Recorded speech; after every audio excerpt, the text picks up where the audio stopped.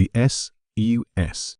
Venture, a mid-sized exploration ship from Earth, drifted silently through the uncharted sector known as Theta 9. Its mission was simple: map unknown space, scan for habitable planets, and not start any wars. That last part was going well until now. Captain Mira Halden stood on the bridge, arms folded, staring at the massive construct ahead. It wasn't just a station, it was a citadel, a gleaming, angular behemoth covered in lights and bristling with turrets. Alien vessels buzzed around it, like bees around a hive. "Commander," she said, "please tell me that thing isn't a hostile installation." Commander Yu scowled at his screen. "It's broadcasting something. It's a greeting. From the Zeltrath Dominion. Apparently, we've entered sovereign galactic territory and are to submit for classification." Mira blinked. "Classification? Of what kind?"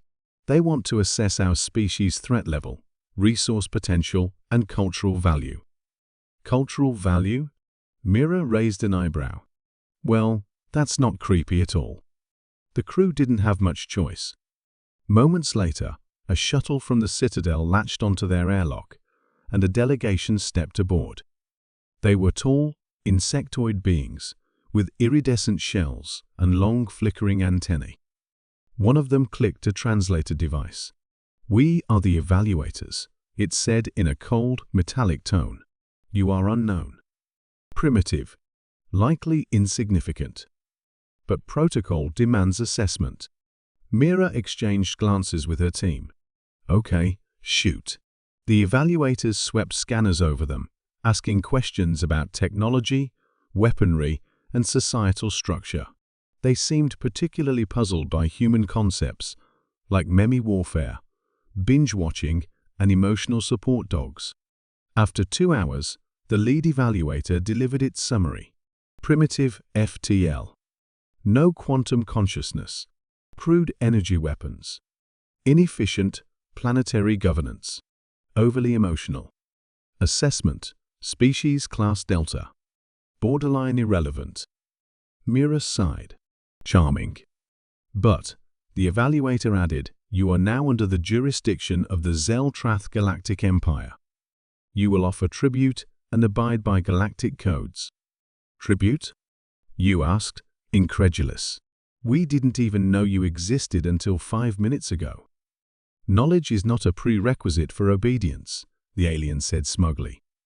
The delegation left, giving them galactic coordinates to report to for official induction. Mira turned to her crew. "Thoughts?" Lieutenant Ramos shrugged. "They want tribute." "What do we send? Spaghetti recipes? A box set of Friends?" Ensign Park chuckled. "We could give them a copy of Doom. That's technically cultural." Mira shook her head, amused. "They want to size us up. Fine. Let's give them a show." 2 weeks later, the humans arrived at the Empire's central system, Zeltara Prime. Giant alien ships loomed over them, and holo displays broadcast the induction ceremony across the stars. Over 1,000 species had gathered, expecting to witness Earth's submission. Instead, they got chaos. The humans didn't kneel. They didn't offer gold or data crystals or exotic tech. They offered a music video. The Empire's Grand Vizier, a robed amphibian the size of a small car, gawked at the screen. "What is this madness?" It was a synchronized display of human history, memes, scientific achievements, and a montage of bare-knuckle boxing matches, punk rock concerts, and the first moon landing set to a remix of Beethoven's Fifth and a C/D-C's Thunderstruck. At the end, a bold message flashed: "We're not here to bow. We're here to jam." The delegation was stunned. "This is not standard protocol," one lizard-like ambassador murmured. "I believe this is an act of cultural warfare," whispered another. The auxiliary dominion ruled the stars. Their historians insisted that humanity had perished long ago, lost in the fires of their own ambition. According to the Dominion archives, humans were a myth, a short-lived species that burned bright and then disappeared into the void. Some whispered that they had challenged the Dominion and were extinguished as punishment. Others claimed they had simply vanished. No one questioned it. No one dared. Until the year 50,000. It began on the edge of the Perseid expanse, where ancient sensors lit up with warnings not triggered in eons. A fleet emerged, massive, angular, matte-black ships that moved like blades through water. Their design was alien, yet disturbingly elegant. There were no transponder codes, no diplomatic signals, no hails. Only a message broadcast in a dozen dead languages. Humanity has returned. High Chancellor Vorrex of the Accelerary watched the transmission in silence.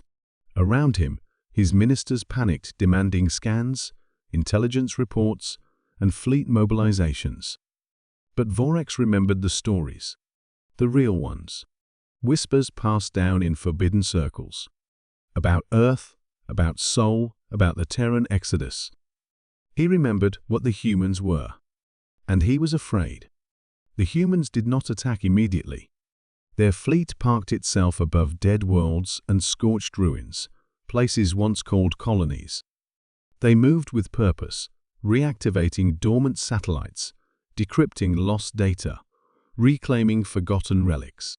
Wherever they went, they unearthed the bones of their own past. The galaxy watched, trembling.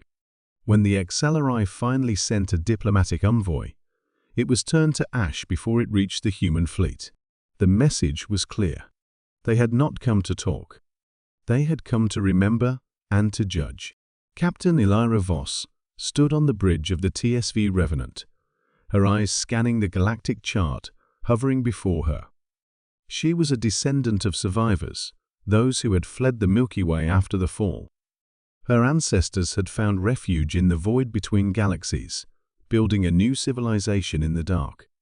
For 47,000 years, humanity had rebuilt. They had changed, evolved, but they had not forgotten. Next target? She asked. Her AI companion, Mindra, flickered to life. Xelari Fortress World, Tenebris Prime. Site of the Earth Holocaust. Estimated 3.4 billion Terran dead. Elira's jaw tightened. Deploy the Hammer Fleet. Within hours, the skies above Tenebris Prime opened with thunder. Columns of light rained down as kinetic rods shattered defense platforms. Human dropships descended like predatory insects, and shock troopers emerged in powered exosuits 10 feet tall, covered in living armor.